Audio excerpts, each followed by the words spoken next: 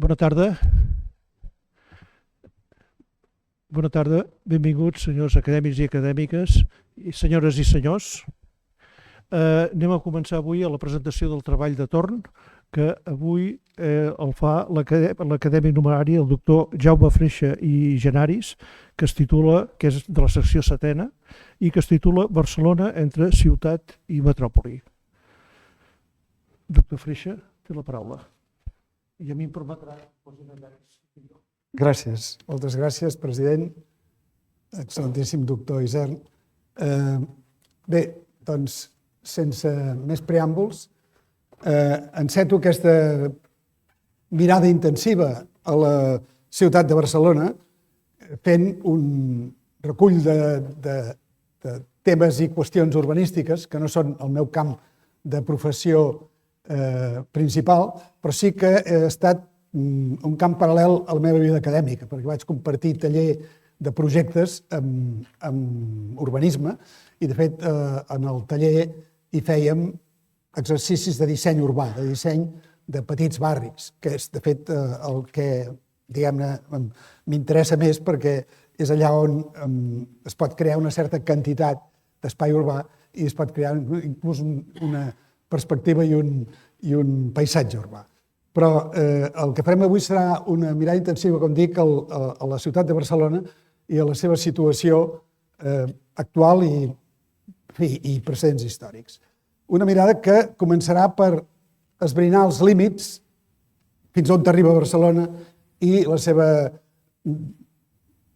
vida administrativa o la seva, diríem-ne, figura administrativa versus la seva figura real o la seva geografia. I després passarem a una mirada interna cap a veure si hi ha una identitat arquitectònica i formal de la ciutat i de què es compon.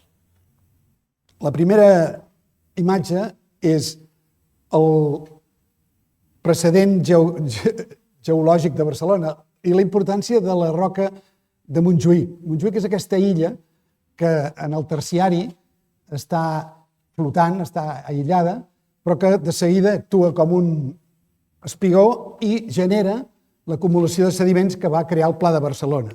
I no cal dir després el delta també del Llobregat. Aquesta imatge que es deu al geòleg Marià Faura Sans de 1917 ens planteja un escenari físic, geogràfic, que aquí es completa amb aquesta vista aèria on... Això fa contacte. Aquesta vista aèria on es defineix el veritable escenari físic de Barcelona, que és un arc que arriba des dels turons de Montgat fins al Garraf, i aquesta és la veritable, podríem dir-ne, geografia de Barcelona, la veritable plana de Barcelona. Naturalment hi ha els dos rius que obren pas de la barrera de muntanyes, però que, d'alguna manera, si algú comença per plantejar-se el territori de Barcelona, aquest és el territori de Barcelona, que defineix la geografia. Després tenim un pla que sota terra té totes aquestes rieres. Vull dir, no solament tenim l'espai en latitud, sinó també aquesta presència d'aigües subterrànies, moltes de les quals en donen nom a carrer, amb els noms de carrer que tenen nom de torrent, de riera, etc. I després hi ha, fent una mirada més alta, els corredors naturals, els passos que han deixat la cadena litoral, la cadena prelitoral i litoral. Tenim la plana prelitoral, que ha estat la llera de les migracions, de les invasions i també de la Via Augusta, en definitiva. I, per tant, tenim una geografia molt definida amb els seus obstacles i amb les seves solucions. Però, si mirem la imatge de baix, les ciutats d'assentament romà, veiem com en la figura de la dreta, que és l'actual esquema viari de Barcelona amb les ciutats i viles existents, veiem la permanència dels passos i també la permanència dels assentaments. I és confortant veure que tenim un Niluro, que és Mataró, tenim una Egara, que és Terrassa, tenim una Semproniana, que és Granollers, tenim una Vilafranca, que havia estat Antistiana, és a dir, i la Bàrqueno i la Bètolo, tot això, doncs, amb el temps ha continuat i s'ha fixat, de manera que tenim una història que ha estat menys destructiva que altres contrades com és l'Orient Mitjà, per exemple. I d'aquí passem a veure una comparativa que respecte a la qüestió de límits, només que per referència he pres Madrid com un esquema, perquè, esclar, hi ha contrastos que s'han de desmentir o que es poden, diguem-ne, desafiar quan agafem un entorn adequat o equivalent. Per exemple, el municipi de Madrid sabeu que és molt gran, el Plan Vidagor de l'any 49 va simplement absorbir tots els pobles que tenia a la perifèria i es va convertir en un municipi enorme de 604 quilòmetres quadrats, mentre que Barcelona s'ha quedat amb els seus 100 quilòmetres, poc més o menys. I la població, naturalment, es comptabilitza a partir d'aquí, doncs Madrid té 3.300.000, Barcelona té 1.700.000. Però si, seguint la columna, anem a buscar l'àrea metropolitana de Barcelona, veiem que medeix 366 quilòmetres quadrats, que s'assembla bastant als 604 del terme de Madrid. I si veiem els habitants, aquest terme de Madrid, que té 3.340.000, doncs l'àrea metropolitana de Barcelona té 3.300.000. És a dir, que si hem de comparar àmbits, és més lògic i més proper comparar l'àrea metropolitana de Barcelona amb el terme municipal de Madrid. Són xifres molt més properes i també la seva població és molt més propera. Per tant, diguem, la diferència de densitat mitjana, que és escandalosa, entre els 5.000 habitants per quilòmetre quadrat contra els 16.000 de Barcelona, la mitjana de Barcelona, que és enorme, ara necessitaré bateria, doncs aquesta diferència ja no és tan pronunciada ni tan escandalosa, perquè segurament les densitats s'assemblen força més.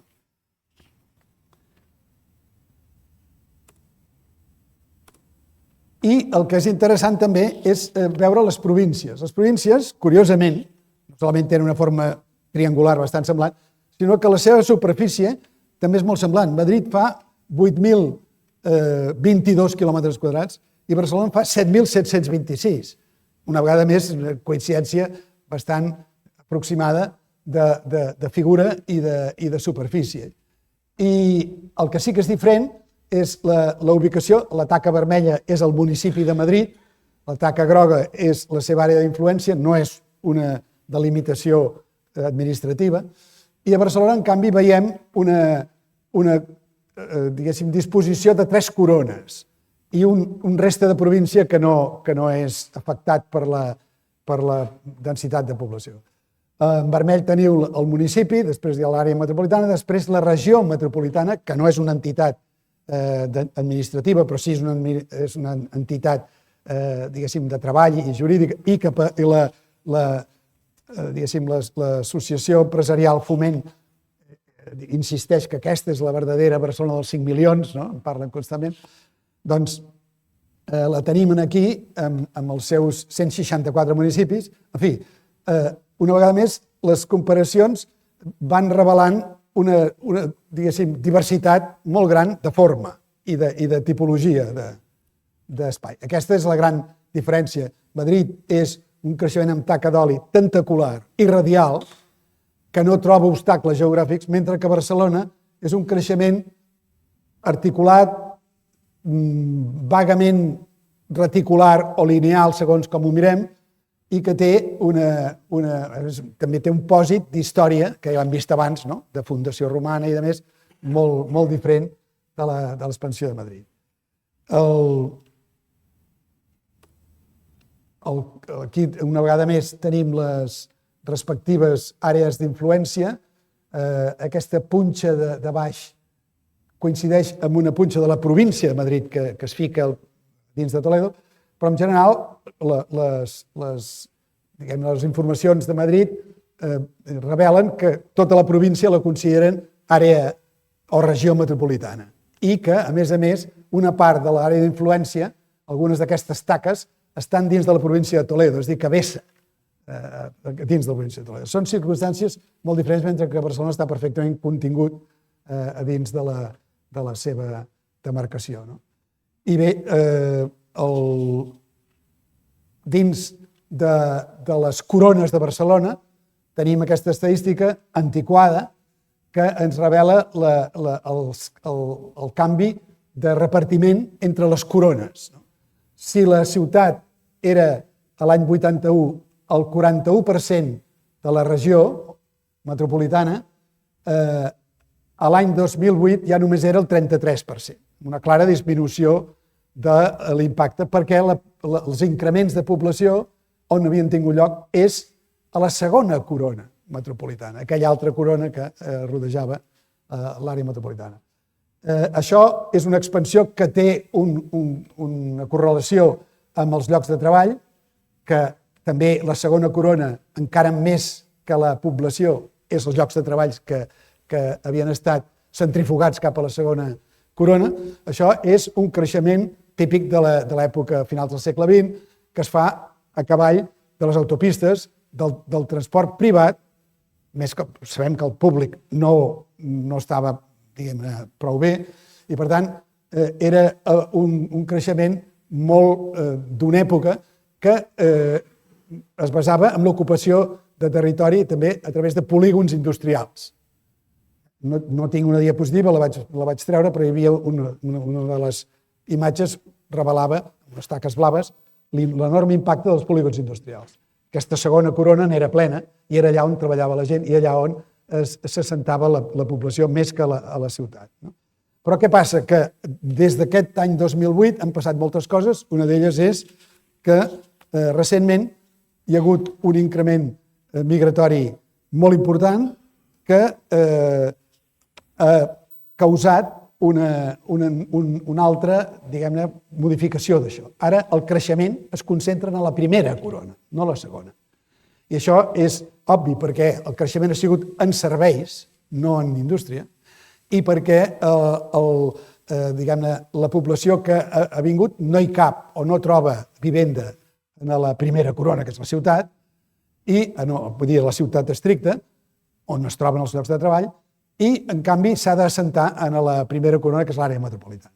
Aquesta és una situació, per cert, una situació molt tensa que en alguns, diguem, la gran generadora de problemes que veurem més endavant i que en el seu dia també el doctor Pere Macias, al parlar-los de mobilitat, ja va anunciar que estem en una tempesta perfecta. Això és una situació que ens hi hem trobat. Si acabem de mirar comparacions, aquí tenim els 10 districtes de Barcelona davant dels 21 de Madrid. I un record a la dreta de que Madrid va passar d'aquesta ametlla central de 10 districtes als 21 que té ara, en va adquirir 11 en aquesta gran expansió, mentre que Barcelona es va quedar amb els seus 10. Però, un recordatori que Barcelona també va absorbir. Aquí baix teniu les dues grans operacions de captura dels municipis veïns que va tenir lloc l'any 1896 i després fins al 2021 que es va absorbir Sarrià, que són els límits aquests que veieu aquí. Això torna a ser una d'aquestes comparacions que, parlant de densitats, aquesta primera ametlla interior de Madrid segurament té una població molt semblant al 1.500.000 o 1.600.000, estan diversa de la població dels nostres 101 quilòmetres quadrats. Si com volia, aquest és un mapa, ja per acabar amb la comparació, aquests són els plans d'actuació urbanística de Madrid, que veieu que són molt grans, molt, diguem-ne, extensos, i, de fet, doncs, Madrid té l'avantatge de no tenir una orografia difícil i, per tant, la seva expansió, com sabem, és molt més, a part de beneficiar-se d'una proximitat amb les decisions afectant infraestructures que fa que hi hagi una gran expansió. Jo avui llegia una notícia que hi ha una anella de metro exenta, que és el Metro Sur, que estava desenganxada del metro de Madrid i que avui o ahir es va inaugurar una connexió amb el metro de Madrid. Però fixeu-vos el que és colonitzar un barri sencer, crear milers de vivendes amb una anella de metro independent, autònoma, amb les seves 8 parades i tot plegat. En fi, és només un exemple de les diferències de dinàmica, en aquest cas potenciades per la governança.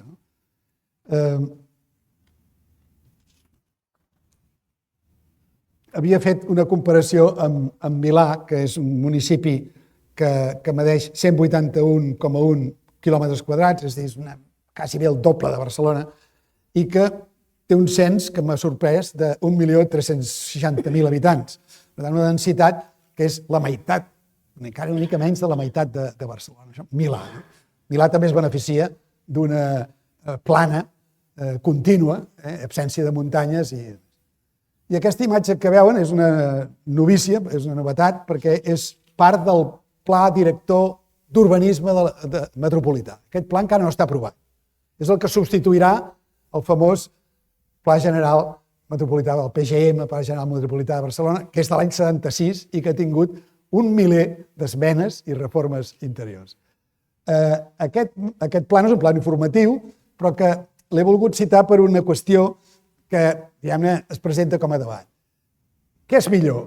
Aquesta mena de gran terme municipal que ho engloba tot o una organització metropolitana coordinada, amb o no una autoritat comuna, etc., com han tingut ciutats com Londres i com té Milà, per exemple.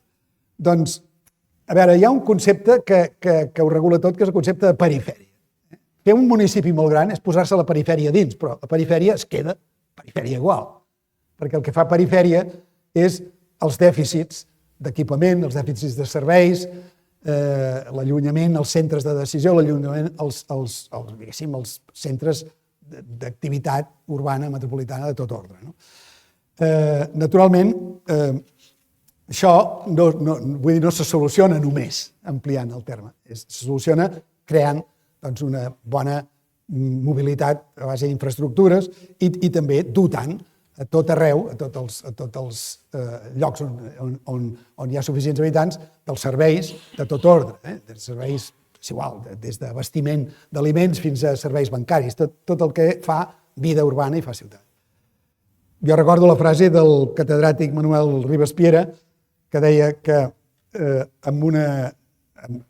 per superar el concepte de perifèria negatiu, calia que existís una mínima necessitat de desplaçar-se del lloc on vius i on treballes, però una màxima facilitat de fer-ho quan calgui. No has de sortir, però quan has de sortir i has d'anar, t'has de desplaçar, llavors sigui molt fàcil perquè tens un bon transport. Això és el paradigma de la ciutat equilibrada, de la ciutat ben servida, de la ciutat homogènia. En fi, aquest plànol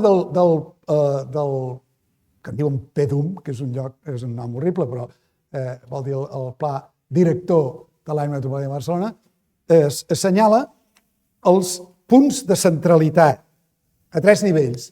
Els punts de centralitat d'àmbit, categoria metropolitana, els supramunicipals o compartits i els locals. No cal dir que si escampem aquests centres per tot arreu on hi ha gent, els hi traiem aïllament i perifèria. Els hi traiem, diguem-ne, aquesta condició secundària.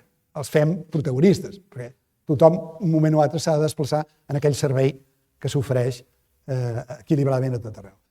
I aquí, esclar, hem de veure una mica l'ampliació d'això perquè aquestes rodones, les més grosses, són, esclar, el port, l'aeroport, l'Hospital Clínic, el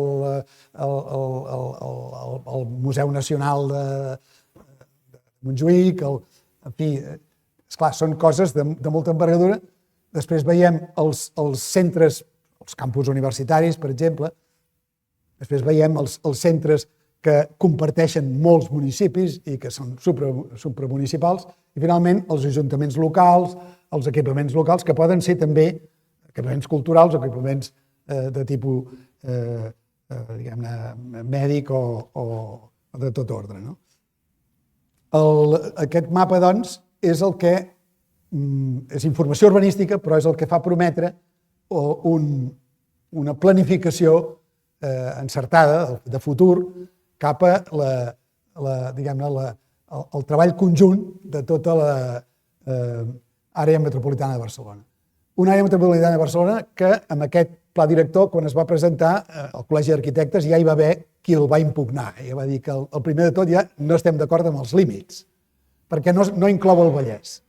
El no incloure el Vallès, que està tan ben comunicat, afortunadament, en Barcelona, i que està experimentant un creixement molt important, es comporta en realitat com una part de l'àrea metropolitana. I no ho és. No ho és per raons administratives i estem doncs amb aquesta, diguem-ne, ambigüitat i amb aquestes contradiccions. Ja dic, només de presentar-ho en un col·lectiu d'arquitectes i urbanistes ja hi va haver doncs, qui va discutir l'àmbit d'aquest pla. I ara, diguem-ne, aquí donem la...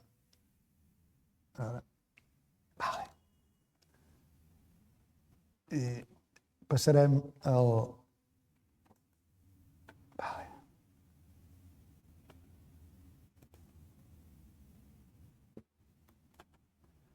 Bé, i ara, després de veure aquestes, podríem dir-ne, definicions i alhora problemes de l'àmbit i de l'abast de la ciutat, fem una mirada cap a dins per veure de Barcelona, comparada amb altres ciutats i també amb la seva morfologia espacial, quins trets en són originals, en són de debò cosa pròpia i que li dona una identitat diferenciada de la majoria de ciutats. Comencem per fer una ullada al passat. Aquí tenim la vila romana que absorbia veïnats i poblacions perifèriques que s'assentaven al llarg dels camins que sortien de les portes.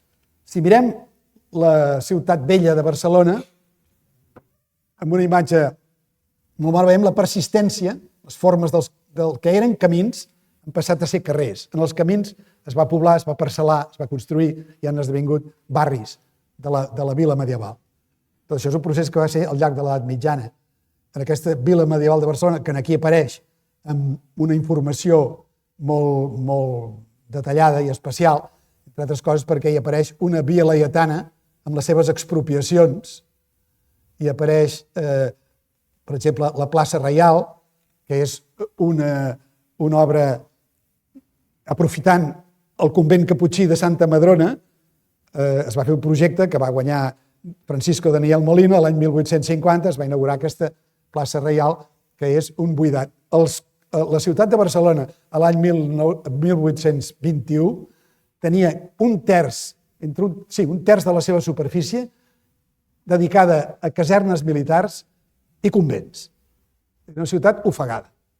I era una ciutat que va tenir, com és sabut de la història, moltes, dèiem bullangues, moltes revoltes, perquè s'hi vivia malament.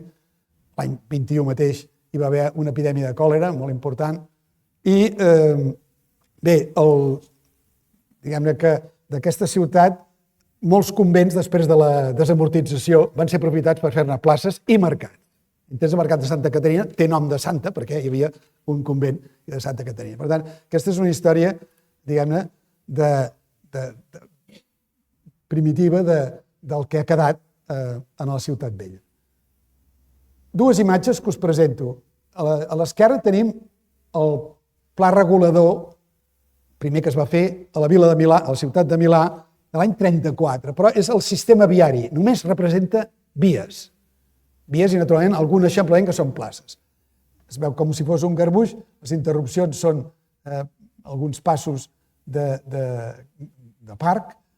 Aquesta franja rodona és el Castello Sforzesco, el Castello Sforza, aquí hi ha un altre castell, i això és el cementiri. Bé, una imatge a priori indesxifrable, podríem dir-ne caòtica, i a la dreta, en canvi, el pla, o sigui, una foto aèrea de la ciutat de Mar del Plata, a l'Argentina, que té un disseny absolutament geometritzat, partint d'una tradició, segurament de l'Acadèmia Francesa de Beaux-Arts, que per cert té precedents amb el disseny dels jardins, aquest disseny, aquesta preferència per les diagonals i per les creuaments que generen punts d'intersecció. Tot això és exacte el que feia Lenotre amb els dissenys de jardins, perquè hi ha una concomitància entre el disseny de jardins i aquest disseny de ciutats acadèmic, el disseny acadèmic de ciutats. És molt interessant perquè tot és desordre visual en el de l'esquerra i tot és ordre visual a la dreta. I vet aquí que Barcelona sorprèn perquè ens proporciona les dues coses. Ens proporciona uns barris i un casc antic que tenen aquesta aleatorietat i aquesta geometria difícil, amb els seus al·licients, i una retícula enorme, que després veurem que és la més gran d'Europa. No hi ha cap ciutat europea amb un sistema d'eixample reticular de la mida del de Barcelona. Hi ha molts petits eixamples, Madrid en té 3, etc. Però aquest és particularment important. I aquí m'agrada citar una publicació de Josep Ramoneda, el filòsof, però ell a la seva vegada cita. Diu, el novel·lista Julian Grach deia que la forma és la força de la ciutat. La forma entesa com una cal·ligrafia pròpia i irrepetible. L'eixample fou la pauta, una trama que defineix una ciutat oberta i reservada alhora. I així va prendre forma Barcelona, com la suma de pobles atrapats en una teranyina. L'eixample juntava els barris sense penetrar els seus espais retorçats on habitaven les sorpreses i emergien les revoltes. Aquesta dualitat de Barcelona la fa única i per mi és la seva identitat. Perquè no tot és ordre, no tot és repetició, no tot és geometria. Hi ha les dues coses i l'experiència del visitant ho nota perquè surt d'una i entra en una altra, i surt de l'altra i entra en l'una. I això és d'una riquesa poc habitual, perquè encara que tots els habitants d'una ciutat memoritzen sense saber-ho la planta, el plano de la seva ciutat, el porten al cervell, en el cas de Barcelona aquesta dualitat jo crec que és notòria i per mi és la clau de la seva, diguem-ne, popularitat i també de la seva identitat. Aquest és un plano de Barcelona a l'any 1890. Aquí es veu un Montjuïc encara per urbanitzar i com l'Eixample es va movent. Hi ha una fàbrica Batlló, que esdevindria l'escola industrial, hi ha la presó, hi ha l'escorxador, que esdevindria parc, i en algun punt aquí es parla d'un espai reservat a l'Hospital Clínic, que encara no existia.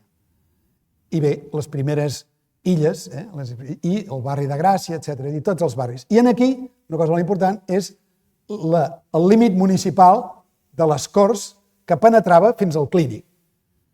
Això és molt important perquè aquestes ratlles tan estranyes marquen els termes de Sant Martí, de Sant Andreu i de les Corts, de Sarrià, de Gràcia.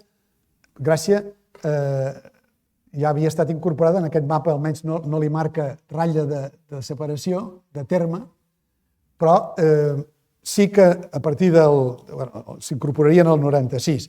Però aquesta plana, és igual, no val la pena estendre's, perquè, de fet, aquest és un plano ja a la Barcelona d'1 milió d'habitants que té una grafia excel·lent de l'orografia i el pla del Prat de Llobregat, la gran plana agrícola, sense l'aeroport, que no existia, naturalment, estem parlant abans de l'any 29, abans de l'exposició.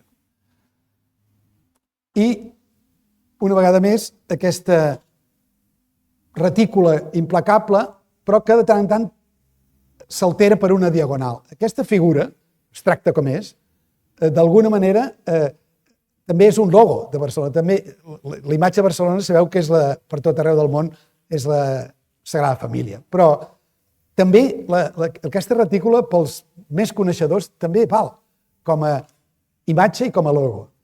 Aquí teniu la tomba d'Ildefons Cerdà al cementiri de Montjuïc. La seva làpida és un tros de la trama de l'Eixample.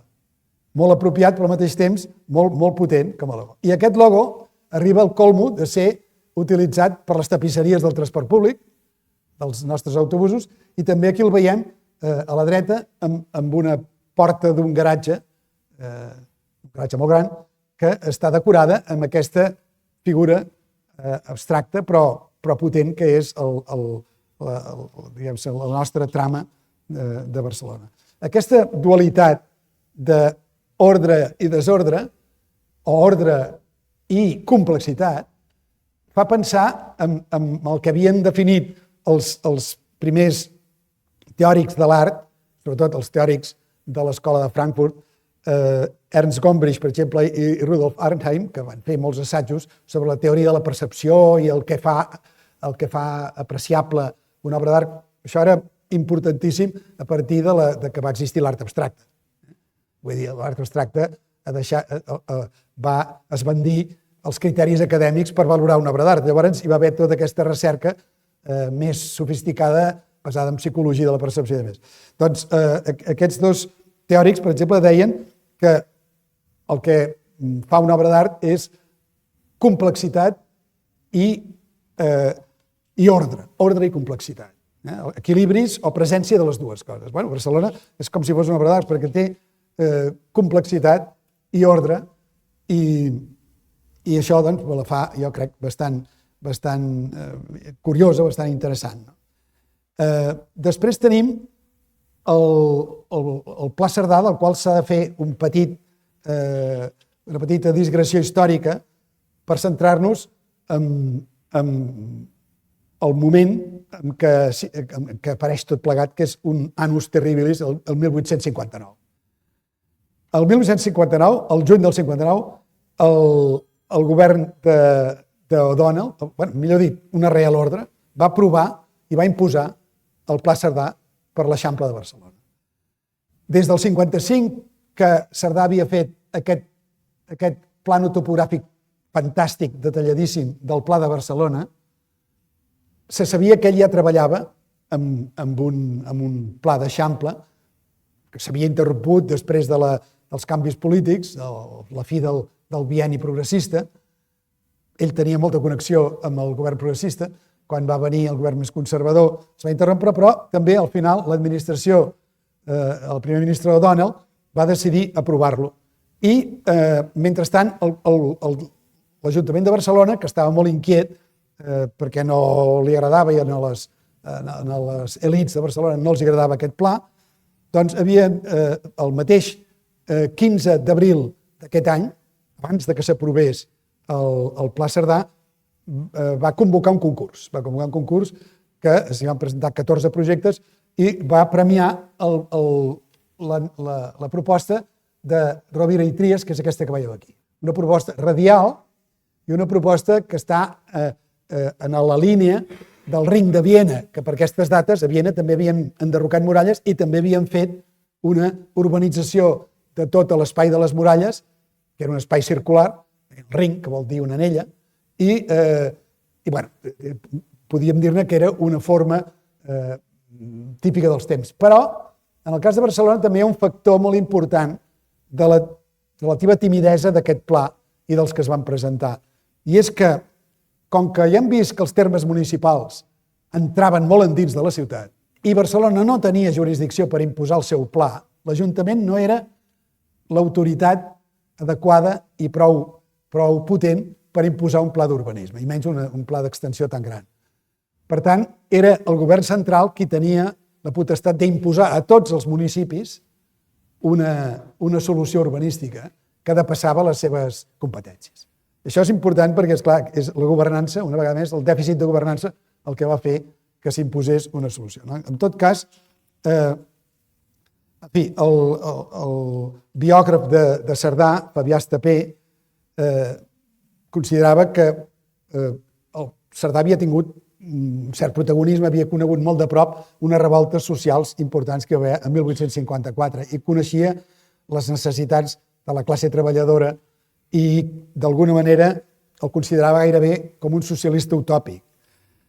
De fet, la seva teoria general de la urbanització i el propi projecte que veiem traspua un igualitarisme molt important i una sensibilitat per l'habitatge digne dels treballadors que diguem-ne,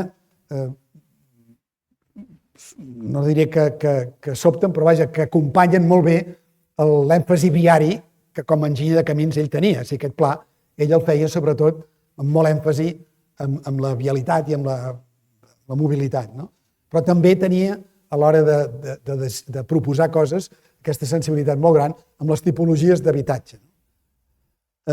I aquí vaig a la tercera part de la meva exposició. Si, com deia Oriol Bohigas, una ciutat és el seu espai públic o col·lectiu i el seu teixit residencial, anem a veure l'Eixample de Barcelona quin espai públic ens dona i quin teixit ens ha generat. I ningú ha fet un pla més ampli i més abundant d'espai públic que aquest famós Plano de Roma que es va fer el 1748, Gian Battista Noli, per encàrrec del papa, que en aquell moment era Benedicte XIV, un aixecament de la ciutat de Roma on els espais apareixen en blanc i no solament són carrers i places, sinó que són també, o jardins, sinó que són els claustres i fins i tot l'interior de les esglésies. Aquí teniu el Pànteon, això rodó és el Pànteon de Roma. I aquí teniu Sant Ignasi, una església barroca coneguda per un sostre pintat fabulós, etc. Els que estimem Roma, realment aquest plano et fa embadalir perquè és una espècie... No es deixa ni un espai intern. I bé, això és la ciutat barroca, una ciutat que no estava tan segregada com va ser després la ciutat moderna o capitalista, entre privat i públic. I anem a analitzar l'Eixample de Barcelona. L'Eixample, com sabeu, té una forma que es pot abstraure, hi ha un eixample teòric, que és el que proposa Cerdà. Després s'adapta i varien una mica les illes i varien una mica el sistema de carrers. Però la teoria és aquesta. Si agafem un quadrat de 500 per 500 metres i el comparem amb un quadrat de 500 per 500 metres dins d'una part de París, per exemple, el 17è arrondissement de París, veiem que la longitud de façanes, i aquesta és una dada molt important o una xifra important, és el perímetre de les illes de cases. Quin perímetre tenen? Resulta que gràcies a l'abundància de triangles o de polígons irregulars però amb angles aguts, a París hi trobem un perímetre de façanes total de 6.715 metres, mentre que aquests 500 per 500 metres ens donen 4.200. És a dir, París té més d'un 50% més de perímetre disponible, és a dir, d'espai de carrer, presència de carrer de façana, per dir-ho d'alguna manera. Això és important perquè els tractadistes d'urbanisme sempre diuen el perímetre de façana és el grau d'exposició al carrer, i vol dir a la vida pública, vol dir el potencial per fer aparadors de botiga, per fer façanes i obrir finestra, i per tant que els interiors es comuniquin amb l'exterior, que les distribucions, que seran difícils perquè quan fem moltes mansanes triangulars la distribució interior serà problemàtica, però serà una distribució amb molta possibilitat d'obrir a fora i per tant de presència urbana, de vida urbana. Per tant, mesura d'alguna manera l'intensitat de vida urbana que proposa aquesta trama.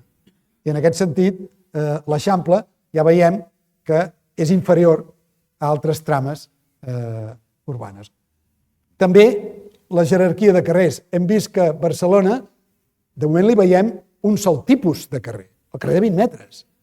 El carrer que té, que ho veurem en detall, però que això, comparat amb la trama de París, doncs veiem que a París teníem una varietat de bulevards, d'avingudes, de carrers, de cul-de-sacs, d'empàs, etc. Tot això és una riquesa que a l'hora de fer coses com fer zones de vianants o de fer que només els autobusos passin per determinades carrers, a l'hora de jerarquitzar la vialitat, doncs va molt bé perquè ja està jerarquitzada. En canvi, la de Barcelona és totalment uniforme. Està clar que tenim algunes avingudes més importants, però aquesta uniformitat va una mica en contra de la distribució de trànsits i problemes. Aquí veiem un quadre que compara trames també reticulars. La primera està comparades una colla de ciutats que es comparen per data. Després, la B és l'amplada dels seus carrers. Veiem que Barcelona, suposo que aquí els carrers inclouen, en el cas de Manhattan, un promitge entre les avingudes, que són molt amples, i els carrers, que són relativament estrets. Però, en tot cas, Barcelona està per aquí. Després veiem una magnitud, que és la proporció de superfície que compara la superfície de les illes amb la de les vies públiques. Barcelona ni surt, perquè està a la part menor d'aquesta proporció, en l'índex menor. I, finalment, a l'última ratlla és la llargada de façana pública per unitat de superfície. Aquí Barcelona és l'última de totes les ciutats comparades. Per tant, rebla aquesta escassesa de perímetre, relativament parlant. Això és una dada que no queda més remei que, diguem-ne, acceptar aquesta limitació. També veiem que el fragment teòric de l'Eixample ens donava un 56,3% de superfície edificable contra un 43,6% de viària, de superfície viària. Aquestes xifres sorprenen per la seva proximitat. És a dir, tenim molta via en relació a la quantitat de superfície edificable. En fi, l'Eixample, doncs, és molt igualitari i és ideal pel trànsit. Un altre factor important de l'Eixample és el xamfrà. Resulta que la illa, que no és un quadrat, és un octògon irregular perquè els xamfrans estan matats creant un pla de 20 metres aproximadament que resulta del tall de 14 metres per banda. Queden, ho veurem després a la configuració del mòdul bàsic, queda aquesta... Això és una curiositat que per anar a 2 punts de l'Eixample separats per 7 manzanes, què és millor? Fer-ho amb recta, carrers amunt i després carrers horitzontals, o bé anar trencant per xamfrans. Aquí parteix de la base que la manzana té una façana de 83 metres, en realitat són 85, aquí hem dit 83 metres, i després ve el xamfrà. Si sumem longitud de façana, tenim quasi bé el mateix, són els 581 metres, però en canvi, si sumem que aquí s'ha de passar 2 vegades el xamfrà, per tant, tenim 14 vegades el xamfrà, aquí només en tenim 8, doncs ja veiem una diferència de recorregut en l'acumulació de xamfrans. I finalment guanya el recorregut trencant xamfrans per aquesta suma de trossos de façana més trossos de xamfrà. Una curiositat, però aquí es veu la fluïdesa que dona el xamfrà. El xamfrà dona una gran fluïdesa, sobretot pel trànsit de mobilitat de vehicles. Es va generar per facilitar el tombar dels vehicles, que encara que fossin en aquell moment carrosses o tramvies tirats per cavalls. Però amb el temps tots sabem que el xamfrà dona visibilitat, però no solament això, sinó que el moviment arrodoneix d'alguna manera i provoca una fluïdesa excepcional. I aquí la provoca també pels vianants, o sigui, no solament pel moviment rodat, sinó pels vianants. És una cosa curiosa de la propietat de l'Eixample. Què va passar amb la illa proposada per Cerdà? Doncs que es va densificar molt. I aquí veiem un esquema que l'altre dia va ensenyar el doctor Pere Macias, de com en groc es va veient els increments. Primer apareix un pis més, l'Eixample inicial pujava 16 metres d'alçada, tenia una fondària construïble en els pisos de 14 metres, i així eren els primers pisos de l'Eixample que veurem, i en canvi, de seguida va passar a incrementar-se fins a 5 pisos i, sobretot, hi ha un moment, podríem dir-ne, crucial i catastròfic, que és quan es permet construir a tot l'interior d'illa. Al moment que s'invadeix l'interior d'illa, desapareix completament la proposta de Cerdà d'uns interiors enjardinats o uns interiors de trobada i de convivència pública que substituïen la carència total de places, perquè si a les ciutats hi ha d'haver places, la tipologia urbana sempre és, d'alguna manera, tipus de carrer i tipus de plaça, però hi han de ser tots dos. Resulta que aquí, amb aquesta permissivitat, desapareix tota esperança d'un espai de confluència, de trobada i de repòs. Tot és dinàmic, tot és trànsit i tot és camí, però ja no hi ha reunió ni plaça ni possibilitat de convivència. Això després es fa encara pitjor a través de la presència d'àtics i, en fi, i finalment, l'any 76, el Pla General Metropolità posa remei a això i redueix altra vegada els 5 pisos.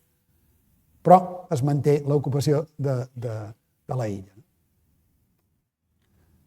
És bo de veure la teoria i com està ara el pla urbanístic de Barcelona. Què es permet fer ara amb una illa típica de l'Eixample? Doncs mireu, actualment les ordenances de Barcelona permeten d'aquesta àrea total que té una illa, que són 12 hectàrees, 1,2 hectàrees, perdó, 12.000 metres quadrats, i que construïble n'és el 70%, doncs bé, cal configurar una corona, aquesta corona edificable es forma traient el 30% dels 12.000, és a dir, traient aquests 2.000 i pico de metres, deixant-los només construïbles amb una planta i fins i tot aquesta planta ha de deixar un jardí interior no construïble. Encara que sigui privat, en aquests moments no es permet construir en un espai que aproximadament, perquè oscil·la segons la mida de la illa, però l'estàndard és aquest, són un quadrat de 35 per 35. Avui dia és obligatori de deixar aquest espai interior de 35 per 35. Fins a 39 metres de fondària es permet construir una planta, que són les botigues, botigues i tallers de la planta baixa, i la corona edificable es redueix a 26 metres. Un altre tret molt important d'aquest eixample nostre teòric és que 3 illes, com que entre eixos de carrer mesura 133 metres, la illa de l'Eixample en fa 113, però entre eixos de carrer són 133, aquests 133, 3 illes fan 400 metres. I això és un número rodó molt interessant perquè, per exemple, 12 illes fan una milla americana. Els turistes americans que diuen que venen 1 milió d'americans podrien saber quan caminen 12 illes han fet una milla.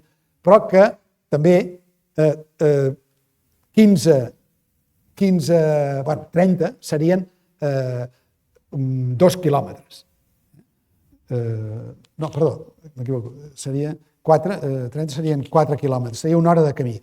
No, el que és interessant és els 15 illes fan 2 quilòmetres i mitja hora de camí.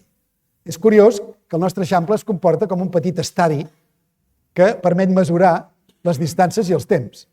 Vull dir, si agafeu una via peatonal que s'ha obert, que és el Consell de Cent, que penso que té 16 illes de llarg, amb 15 illes sabreu que podeu caminar mitja hora al pas regular d'1 quilòmetre cada quart d'hora i que haureu fet una distància de 2 quilòmetres. És curiós aquesta cosa mesurable, que és molt abstracta, però que també d'alguna manera humanitza la ciutat i fa que els vianants puguin disfrutar-la d'una altra manera.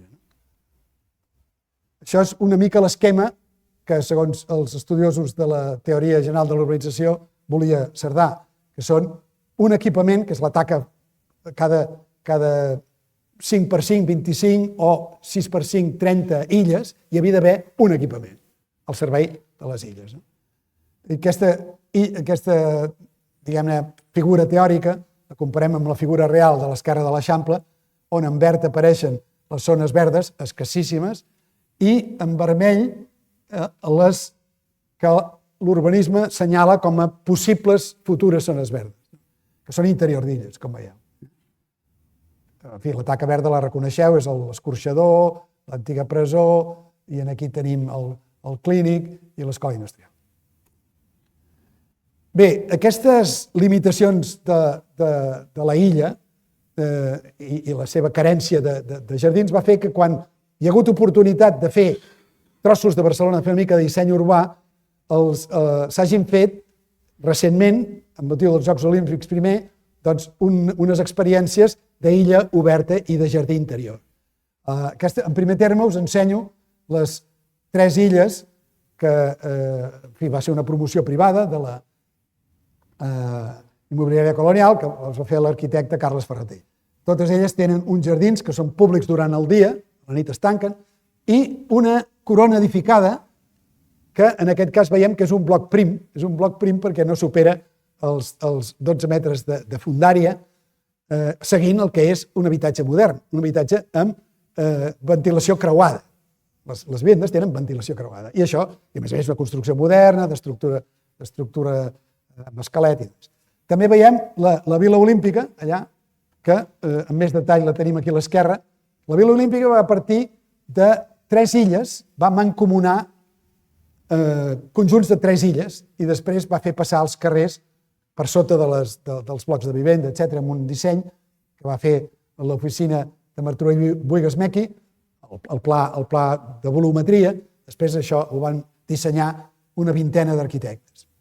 Però, d'alguna manera, doncs, també aquí es va haver de densificar, perquè l'Eixample Cerdà es criticava perquè no sortia rendible. Els costos d'urbanització amb l'espai rendible, llogable, que generava, no era suficient. I, per tant, en aquestes 2 experiències hi va haver una necessitat de densificar. Aquí veieu unes cases amb rengla, unes petites cases amb torre, que ocupen l'interior d'illa per, diguem-ne, augmentar la rendibilitat. I també les 5 illes que es van urbanitzar en el front marítim, fruit d'un concurs que va guanyar l'arquitecte Carles Ferrater, tenen una densitat més alta, tot i generar jardins, diguem-ne, d'una mida molt gran, de més de 80 metres, però que la densitat no es pot apreciar en la fotografia aèria perquè consisteix en que aquí davant hi ha un bloc de 14 pisos. Per tant, aquest bloc ja compensa, ja fa rendible tota l'operació immobiliària. Per tant, tenim les servituds de l'espai i els remeis que s'hi han volgut posar al darrer moment.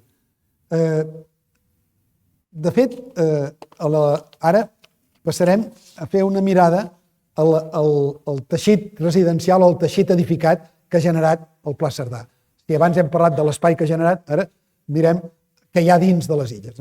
I veiem la illa ideal de Cerdà, amb els seus jardins, la seva construcció i els seus xamfrars resolts, un cas d'una façana que ara és hotel, però que havia estat un conjunt de cases que es troben en aquest sector, carrer de Consell de Cent, Llúria, 4 xamfrans que es van construir l'any 1862, dels primers que es van fer.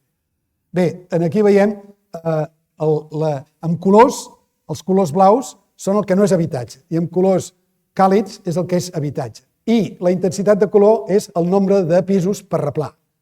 Els colors més pàl·lids de groc són de 2 pisos per replà, n'hi ha algun de molt pàl·lid que és d'un sol pis per replà, i quan es fan més foscos ja van augmentant fins a 3 i 4 i fins a 6 pisos per replà, depenent de l'organització de la distribució.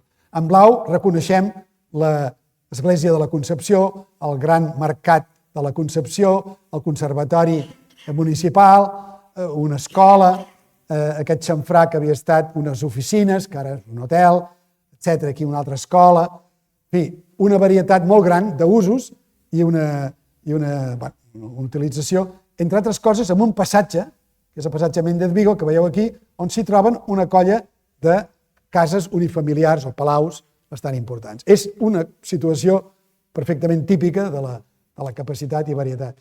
Les tipologies que generava l'Eixample, doncs aquí teniu exemples, depèn de l'amplada. Una amplada entorn de 12 metres permetia 4 peces, 4 peces davant, 4 peces a darrere, patis laterals i sempre el pati de l'escala. Això és molt típic, aquestes són les cases de l'arquitecte Granell, que hi ha al carrer de Mallorca. Aquí tenim la planta de la casa Calvet, de Gaudí, molt ampla, passa dels 15 metres d'amplada, i veiem 5 peces a davant, 5 cambres, peces a darrere. I, curiosament, aquí hi ha la clàssica compensació que un dels pisos té 2 estances en un costat i 3 a l'interior d'illa, l'altre té 3 al carrer, de casp, i 2 a l'interior d'illa. Aquesta compensació era molt típica perquè tothom tingués passant al carrer, que es considerava de molt preu. I aquí hi ha un cas de la illa de l'esquerra de l'Eixample més estreta, les parcel·les més estretes, sovint que no arriben als 9 metres, doncs generen... Aquí no hi ha patis laterals, a diferència de la Casa Calvet, que té molts patis, 2 de generosos laterals i 2 a banda i banda de l'escala, que també té ull d'escala molt generós. Aquí, en canvi, l'Eixample que Eduardo Mendoza deia l'Eixample dels pobres, l'Eixample esquerra, té una parcel·la molt més estreta i patis interiors, no té patis laterals. Totes les estances ventilen a patis interiors. Però té aquesta tipologia tan coneguda de les cases estretes. I és curiós perquè en l'Eixample, a l'any 29-30, l'arquitecte Sert va construir uns habitatges que, com veieu, n'hi ha 4 per replà. I ja té ascensor. Habitatges moderns, racionals, habitatges mínims i que no arriba als 11 metres d'ample i 28, 27 i pico de fundària, la mateixa que tenien aquestes tipologies normals que he ensenyat abans, però que eren d'un sol pis, que tenia davants i darreres. Aquí veiem que són 4 per replà.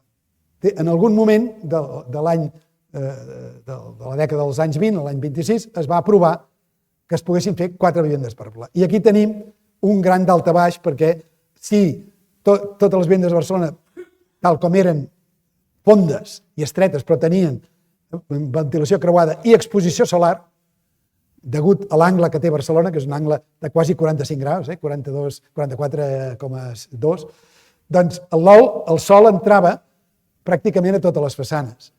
Ara, al haver-n'hi unes que donen a davant i unes que donen a darrere, ja condemnem moltes de les vivendes a no tenir assolellament gaires hores del dia. Per tant, d'alguna manera s'havia perdut moltíssim les virtuts higièniques i, per tant, tenim un problema. I, curiosament, aquest arquitecte que va fer aquestes vivendes, al cap de 4 anys va fer la Casa Bloc de Sant Andreu, que és un paradigma del racionalisme. Aquí ja estem actuant amb una estructura d'esquelet metàl·lic, ja no tenim parets de càrrega, que feien façana i parets paral·leles. Tenim, doncs, una fundària que no arriba als 11 metres, ventilació creuada, i encara per més modernitat tenim un dúplex. Vull dir, aquestes vivendes que tenen una planta baixa però que els dormitoris són a dalt, com si fos un xalet, aquestes ganes de que la vivenda s'assembli a la vivenda unifamiliar. I bé, el racionalisme va fer cases molt més primes i molt més ben il·luminades i ventilades. Aquí tenim com a exemple, arreu del món n'hi ha moltíssims, el que es va fer en forma del que se'n deien polígons o, diguem-ne, cases o barris sencers on l'edificació no va vinculada al carrer. Aquest és el tret important. Carrers i vivendes ja no estaven necessàriament arrenglerats, se separaven. Hi havia sempre un espai, una mica de jardí, el que sigui. Aquí el barri de Montbau és un exemple d'aquesta, diríem, arquitectura de blocs, aquesta ciutat de blocs, molt higiènica, però que, en canvi, es desvincula del carrer i d'alguna manera perd la contenció de l'espai, la definició de l'espai. I bé, també a Barcelona s'hi van fer experiments amb la illa Cerdà, experiments molt interessants, que els trobem al barri de Sant Martí. Als anys 50 es van fer promocions oficials d'entitats paraoficials o sindicats. Llavors l'arquitecte va poder fer unes formes noves i aquí tenim una sèrie d'illes de cases que juguen amb la manzana Cerdà, però d'una manera bastant interessant i creativa. Fins i tot aquí a la dreta tenim una que fa com dos d'aquests blocs moderns, dos d'aquestes cases més primes, que els posa doblat, amb les caixes d'escala al mig, generant com una corona que no resol el xamfrà, el veurem amb més detall aquí. Es tracta d'un edifici de l'any 50 dels arquitectes Casas i la Molla, que era una promoció oficial i van poder fer aquestes vivendes que, diguem-ne, són com un duplicat dels blocs moderns, dels blocs prims i higiènics. Després veiem que quan els arquitectes moderns, com va ser Antonio Bonet, que havia estat un jove membre del GATPAC, va voler fer unes vivendes de tipus bloc, però les va voler empaltar en una illa de l'Eixample. I tenim l'edifici anomenat Mediterráneo, al carrer de Consell de Cent, que són 2 blocs moderns, GATPAC, racional 100%, que s'inscriuen en una illa de l'Eixample. I hi ha una certa fricció i col·lisió, entre altres coses perquè no resol el xamfrà, sinó que el deixa aquí obert. En fi, és un exemple que estem parlant de 2 tradicions, de 2 modos diferents que no sempre casen i que també em porten amb una exploració interessant de què passa quan una illa sencera de l'Eixample la dissenya un sol arquitecte.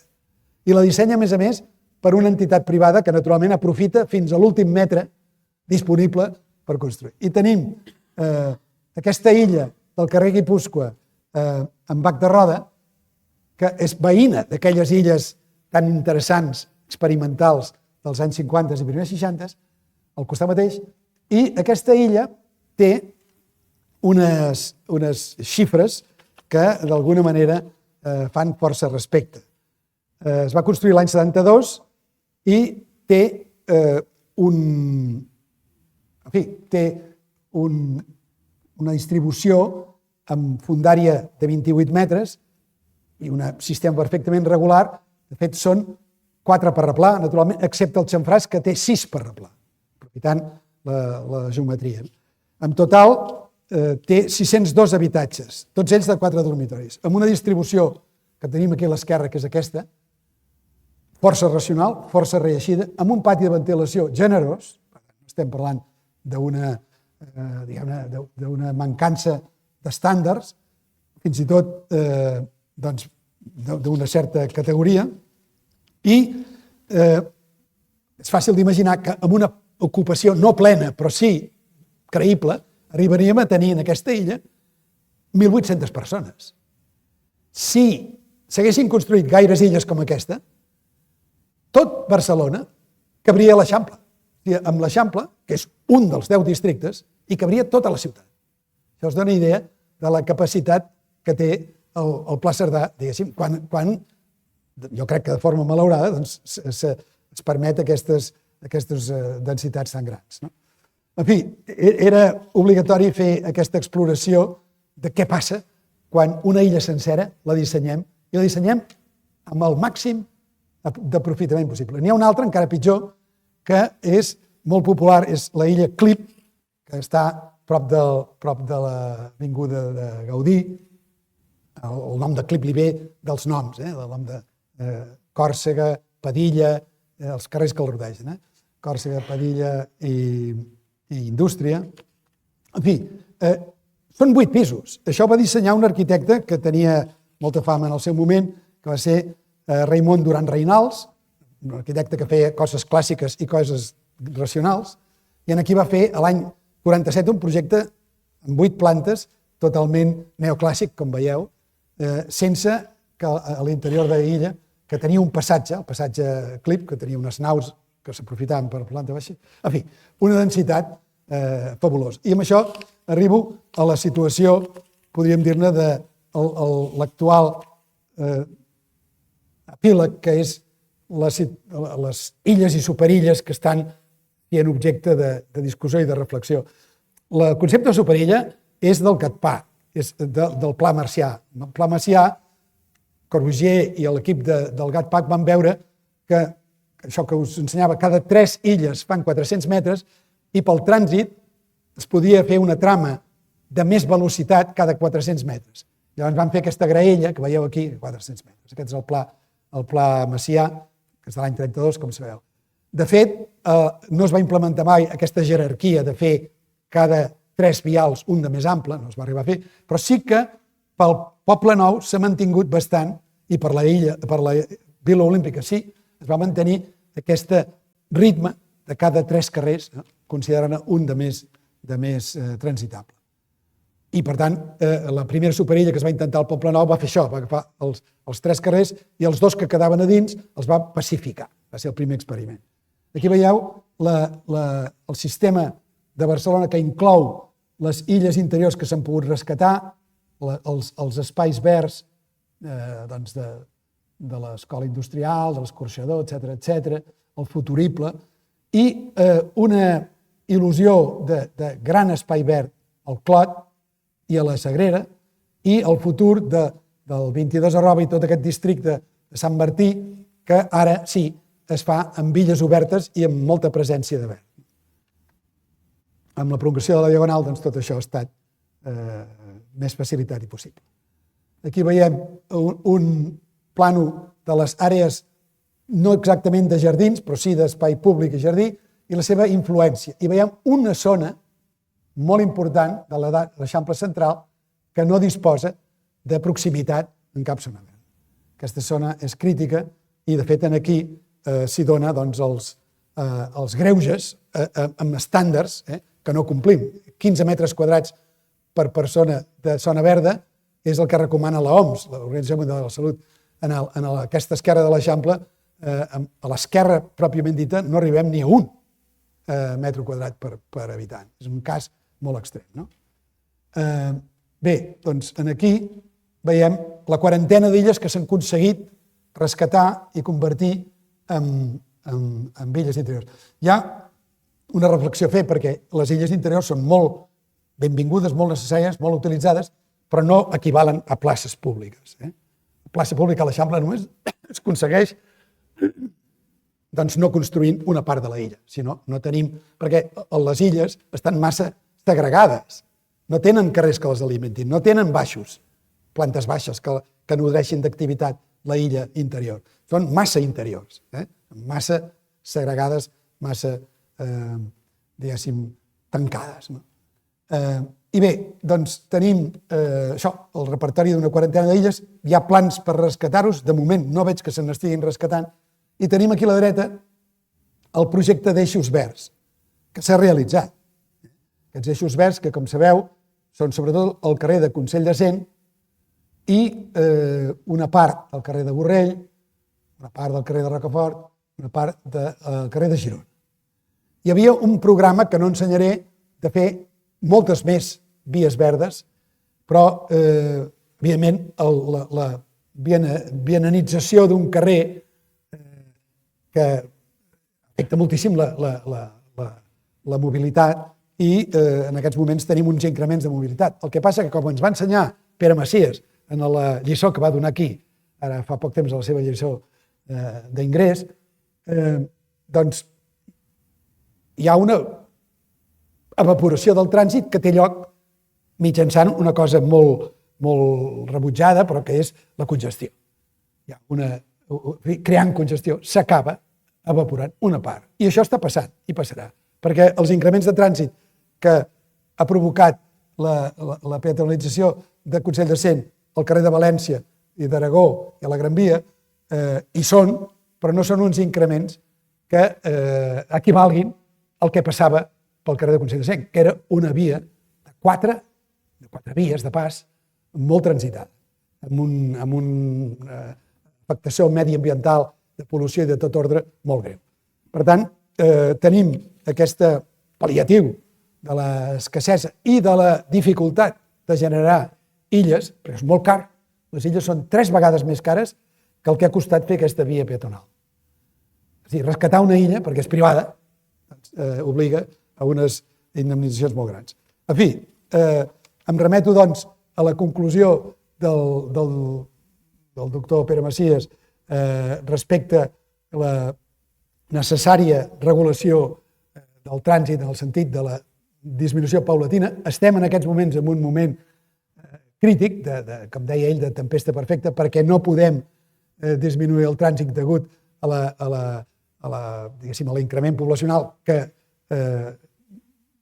s'està establint en la metròpoli i no compta amb un transport adequat. Per tant, seguim tenint l'entrada diària excessiva de 800.000 vehicles i, bé, a més, hi ha una circumstància que és de la nostra època, que és que l'increment de compres a domicili també ha redundat en un increment d'utilització de trànsit pur i dur.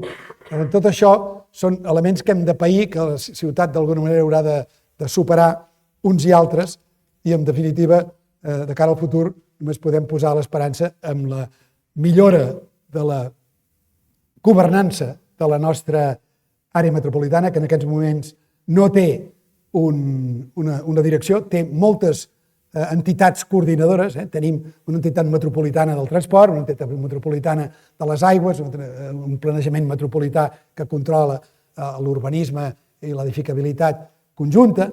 Tot això, però són entitats i regulacions autònomes. I no hi ha el que hi ha, per exemple, al Greater London, que és el Council, el Consell, que no és necessàriament un macroalcalde, però sí un consell, una autoritat per damunt de tots els municipis. Esperant, doncs, que el futur arregli aquestes coses i que, d'alguna manera, s'administrin bé els recursos, començant pel sòl, que són sempre escassos. I res més. Moltes gràcies.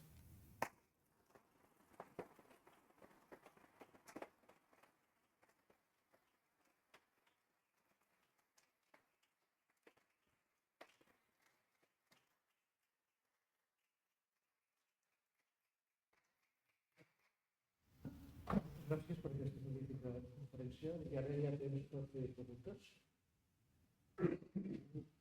Avui crec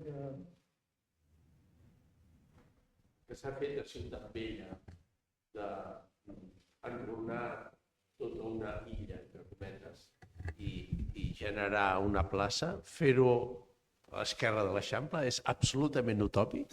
És absolutament utòpic de moment. Sí, em temo que sí. Em temo que sí. més qüestions?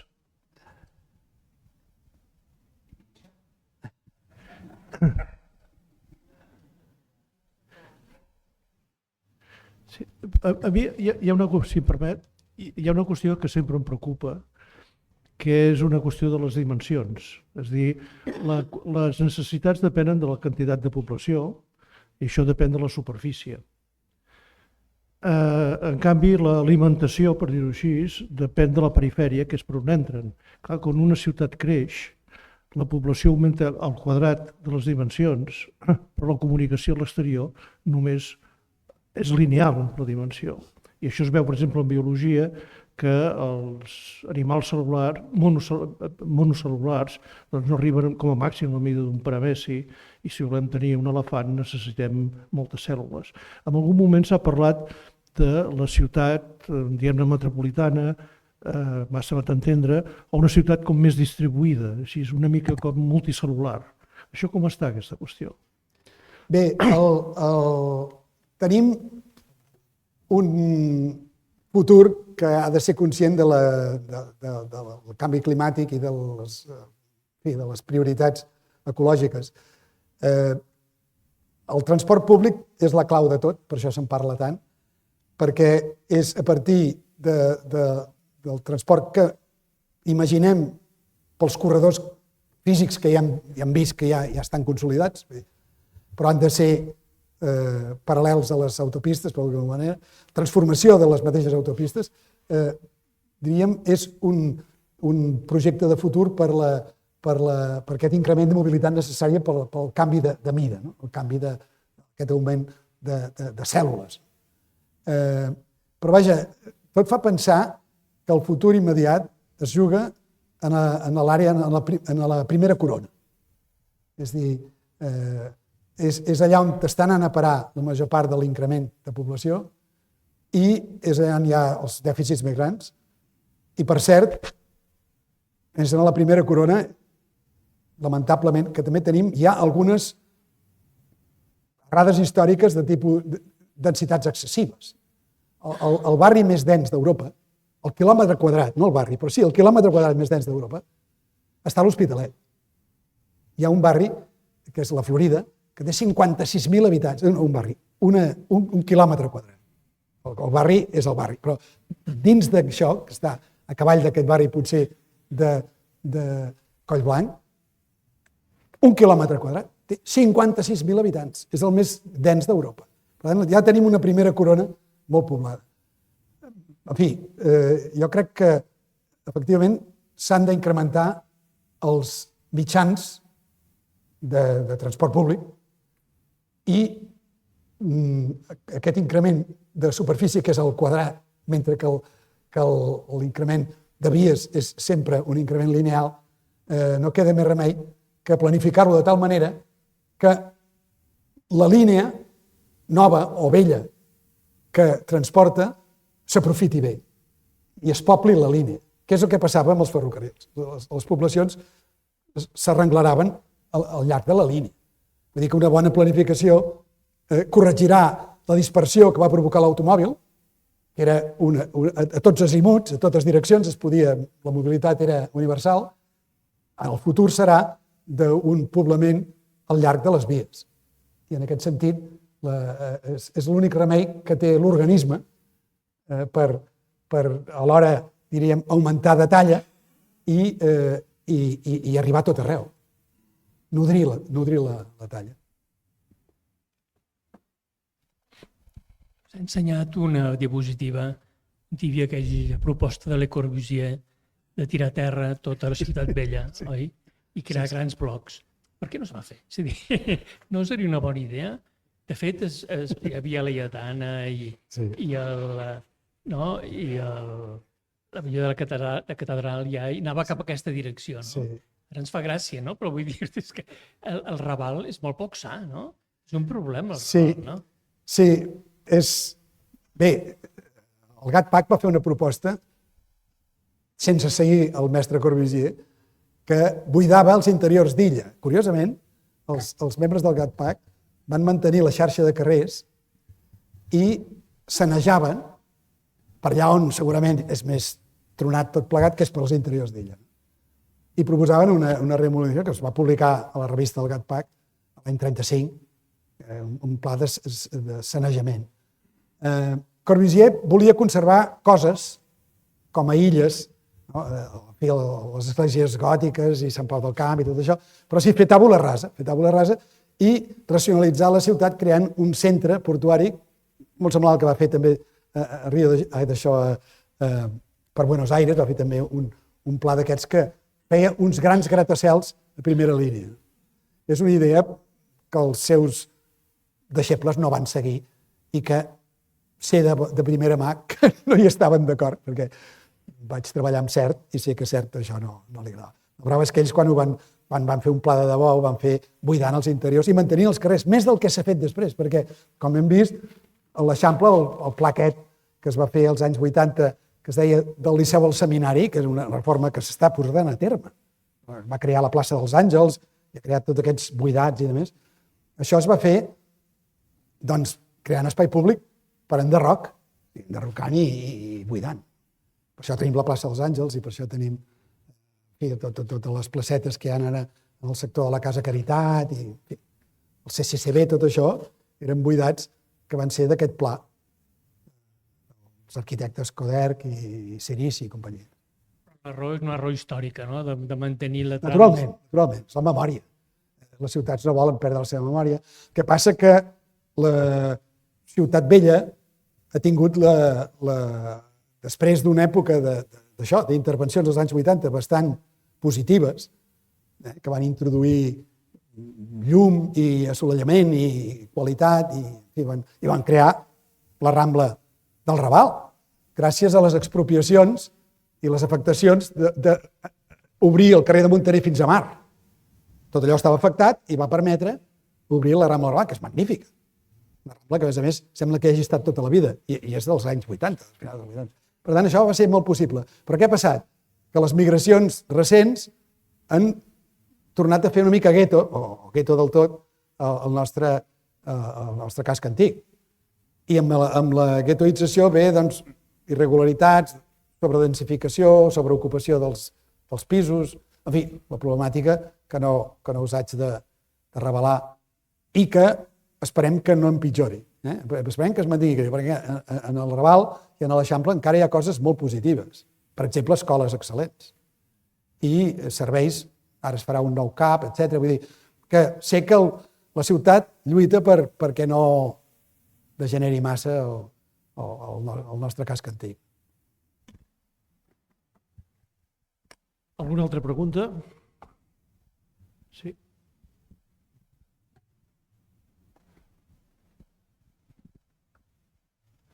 Jo era en l'altra direcció, no diria, clar, jo no, però una de les potser operacions urbanístiques més grans últimament és la del Fòrum i la Diagonal Mar, no? O sigui, l'estructura aquella de Diagonal Urbanisme, Diagonal Mar és molt diferent del de la resta de la ciutat d'allò. Vol dir que es vol anar en aquella direcció? És una cosa singular i excepcional? Com comentaries tu dins de la teva presentació aquella operació urbanística? Sí, a veure, el Manuel de Sala Morales, que havia fundat el Laboratori d'Urbanisme i era una persona que tenia una sensibilitat especial, quan es parlava d'obrir la Diagonal deia no tindrem un carrer gaire viu si no es fa alguna cosa contundent al final. Al final de la Diagonal hi havia d'haver un pol d'activitat cívica important. Això en temps era temps se'n deia els centres direccionals, és a dir, crear un lloc que sigui a cops de seus d'empreses, seus importants, hotels, no sé què, alguna cosa que fos un centre, podríem dir-ne, de decisions, i bastant dens, i allò és un centre direccional, un pol d'atracció. Per d'alguna manera assegurar que la Diagonal no és una mena de via ornamental, doncs volien això, volien un pol d'activitat. I es va crear el fòrum, que va ser molt discutit, ha anat de gratacels. Evidentment, morfològicament, és de forma, la forma del fòrum és blocs en el jardí. És la ciutat que no té espai definit, emmarcat per carrers, que forma places. No, és la ciutat moderna en el sentit d'això, d'unes arquitectures narcisistes, protagonistes, a vegades excel·lents o no tant, però vull dir, uns edificis centrats en ells mateixos que ocupen un espai que són icones, un manat d'icones. Això també passa a la plaça Europa de l'Hospitalet, un manat d'icones, algunes d'elles han guanyat premis, però això són plantats, coses plantades, i l'espai és diàfan. És un concepte que és força discutible. En algun cas, crec que a la plaça Europa, vist el paisatge de Torres, també s'ha pensat en uns blocs de 4 pisos, màxim, que facin faixes que vagin creant places o definint carrers, que fan com de sòcol. O sigui, tens una colla d'emergències, una colla de coses plantades, però després tens un espai que en el vianant li recorda que existeix això, una forma, una geometria, una cosa reconeixible, que té parets. I això crec que s'està intentant, però encara no està completat ni molt menys. En el fòrum no l'hi veig, ja són tot una rivalitat de protagonistes, però bueno, és el que tenim. La intenció era aquesta, que hi hagués una densitat i una concentració d'activitat. I més o menys reeixida allà ho tenim. Hi ha una cosa que evidentment és d'aquestes taques de centralitat, que és el gran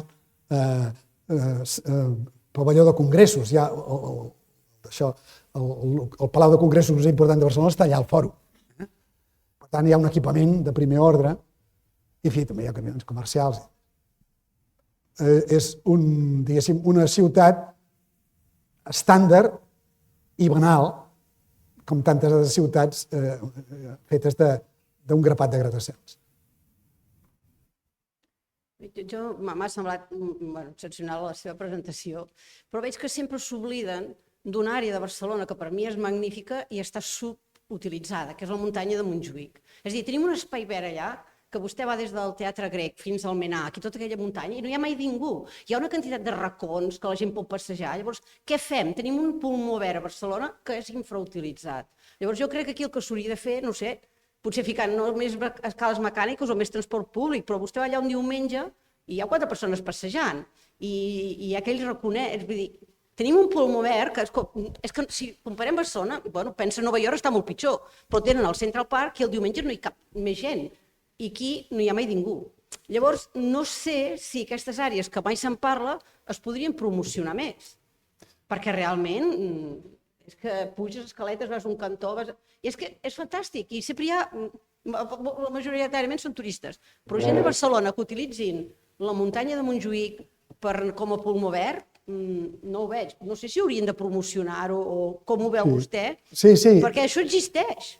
Montjuïc és l'assignatura pendent. S'ha de netejar una sí. mica, s'ha de netejar una mica i arreglar una mica, hi ha escales, però jo crec que és una àrea Sí, molt sí. valuosa. Jo espero que tingui molt futur Montjuïc, perquè s'ho mereix. He començat la meva exposició ensenyant quan era una illa de gres, que ha fornit Barcelona amb el material de construcció que ha fet doncs, la catedral, l'església del Pi, la de Santa Maria del Mar, tot això és fet en pedra de Montjuïc. La gran quantitat de façanes i les primeres voravies abans que fossin de granit, tot això ho ha fornit les pedreres de Montjuïc. S'ha de fer un homenatge a Montjuïc. Montjuïc ara se'n parla una mica més i se'n parlarà molt més. A veure, Montjuïc té un inconvenient que és el pendent de pujada que fa, que és dissuasori. Si fos més planer, estic segur que seria molt més visitat. I, de fet, les institucions que hi són, com són els museus i els camps d'esport, doncs, diguem-ne, totes pateixen d'aïllament. Ara, està passant una cosa molt important que canviarà el destí de Montjuïc. S'està poblant al darrere de Montjuïc. S'està poblant la zona franca i el que en diuen els nous els barris on hi ha 30.000 habitatges. I es crearà una nova Barcelona a la vora de l'Hospitalet, darrere de Montjuïc. Aquesta nova Barcelona hi han d'arribar transport segur, ja hi arriba, el metro, però es parla molt del que pot ser la solució, que és la línia de metros, que prolongant la línia lila de l'estació de Poble Sec es prolongui cap a la zona franca i fins al Prat. Això que s'hauria d'haver fet ja i que és una comunicació ideal, fins i tot des de l'aeroport, vull dir, tindria una parada sota del Museu Nacional. Una parada sota del Museu Nacional. Això pot canviar molt l'accessibilitat de Montjuïc. I a part d'això, hi ha estudis i dissenys, alguns que n'hem fet en plan amateur, que és crear igual que hi ha la carretera de les Aigües, que és tan popular, que hi va tanta gent, a córrer i caminar, doncs que Montjuïc també tingués un circuit a peu pla, pràcticament sense pendent, que li donés la volta. Això és molt difícil perquè, com sabeu, hi ha el penya-segat. S'hauria de fer una via penjada. En acabat hi ha el cementiri, que molts parlen, ja en soc partidari, que el cementiri s'obri i es camini al través, si cal. Per tant, aquest projecte de fer una anella que pugui fer la competència a la carretera de les Aigües, que no tingui pendent i la gent pugui anar a córrer i demés, és molt important. Tot això són projectes per posar Montjuïc en òrbita. I hi ha molt d'interès de fa anys. Jo he estat vinculat a la Fundació Mira molts anys i hi ha un Consell de Montjuïc que parla d'aquestes coses i esperem que d'una vegada alguna d'elles es pugui fer. Però crec que el canvi gros vindrà quan el metro arribi. També, sí, també.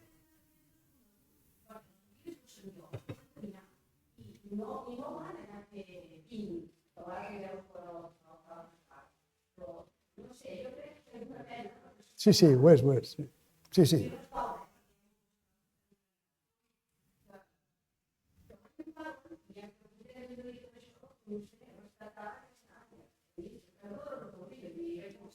Sí, cregui'm que somiem amb que Montjuïc sigui més accessible i pugui tenir més protagonisme a la vida de la ciutat. El que passa que jo li parlo des de les associacions de veïns i, podríem dir-ne, el sector sense poder de la ciutat, és a dir, el sector no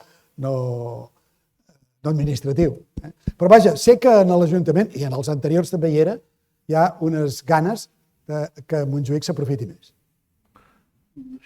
Fer un apunt ràpid sobre Montjuïc des del punt de vista biològic. Hi ha a Montjuïc aproximadament unes 160 espècies d'ocells.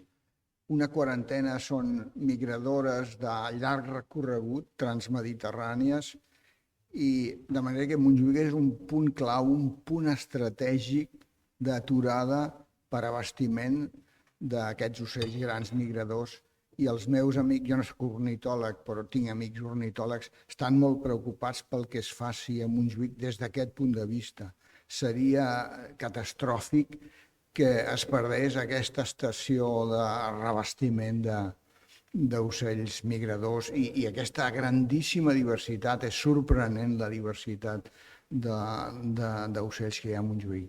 I els meus amics diuen, si han de fer alguna cosa, que ho facin bé, perquè si no ho fan bé, val més que no facin res, que ho deixin com estava. Molt bé, això és el que pensem tots, efectivament. Més val no fer res quan prevenint si es facin mal fetes. No. És molt important que això entri en el plec de condicions. L'última pregunta. Sí, primer de tot, felicitats per la magnífica conferència. Volia comentar una coseta i després fer una pregunta.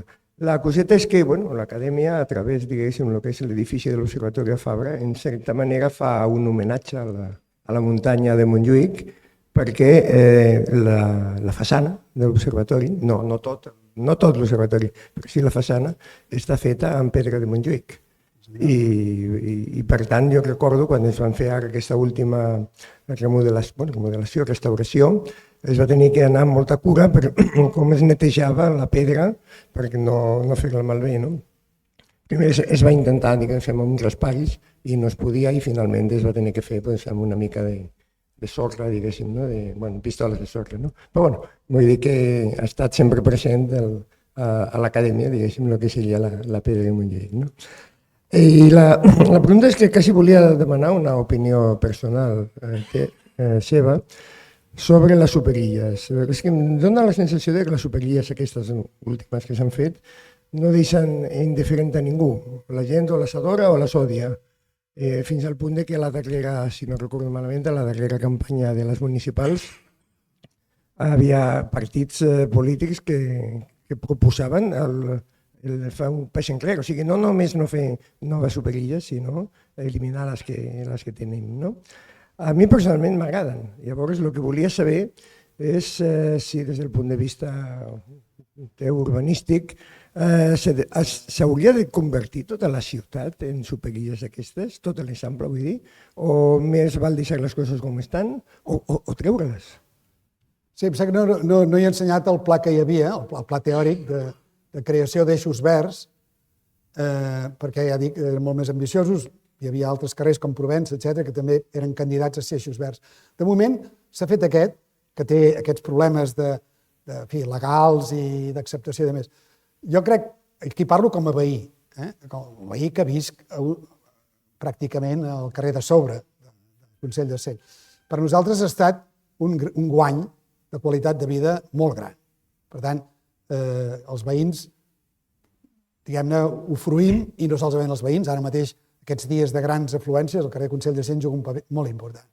Això no treu que, de moment, hi hagi una moratòria perquè, com és lògic, s'han produït efectes que s'han de controlar. I, com dic, estem en un mal moment per pacificar més carrers, tot i que la tendència i el futur serà aquest, pacificar carrers i a fer més eixos verds.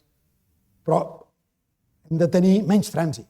I això es aconseguirà en una situació que encara no tenim, que és que millori l'accés de Barcelona, els accessos de Barcelona, sobretot per tren, que s'ampliï, per exemple, que es faci d'una vegada la línia 9. La línia 9 està per acabar. Fins que no tinguem la línia 9, per exemple, el tramvia per la Diagonal és problemàtic. Quan existeixi la línia 9, diguéssim, es podrà fer el tramvia. És a dir, totes aquestes coses han de venir una darrere l'altra i l'horitzó és fer més eixos verds, pacificar més carrers, donar més qualitat. I els carrers són llocs de trobada, són millors que les illes interiors. Les illes interiors no són visibles. Anar fent illes verdes, si són igual de tancades i tan diferents de les que volia Cerdà, una mena de recintes difícils d'entrar-hi i que tenen una sola sortida, etc., no funcionen gaire bé. En canvi, l'eix verd és un lloc ideal per fomentar la vida urbana i la trobada de veïns i les activitats i totes les coses positives que té la convivència. Jo penso que el futur va a més eixos verds. però que estem en un pèssim moment, com deia el Pere Macias, doncs que estem en una tempesta perfecta perquè per moltes coses, sobretot els dèficits i la rapidesa amb la que s'està poblant la ciutat i la primera corona, no? I que que encara pitjor, tenim problemes imminents de falta d'habitatge, etc. Per tant, trobo que de moment és encertat no fer més eixos verds, però millorar el que tenim. Tenim un eix verd que durant moltes hores del dia està ocupat per vehicles. Fins al migdia, això és part de l'experiència que estem fent, no?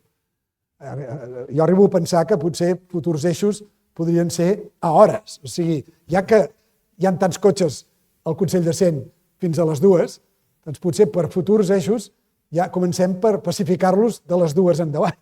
I al matí que circulin els cotxes, però a partir de les 2 els pacifiquem i que no circuli ningú. Seria una altra manera de fer-ho amb temps, o sigui, fer-ho per hores, diguéssim, no?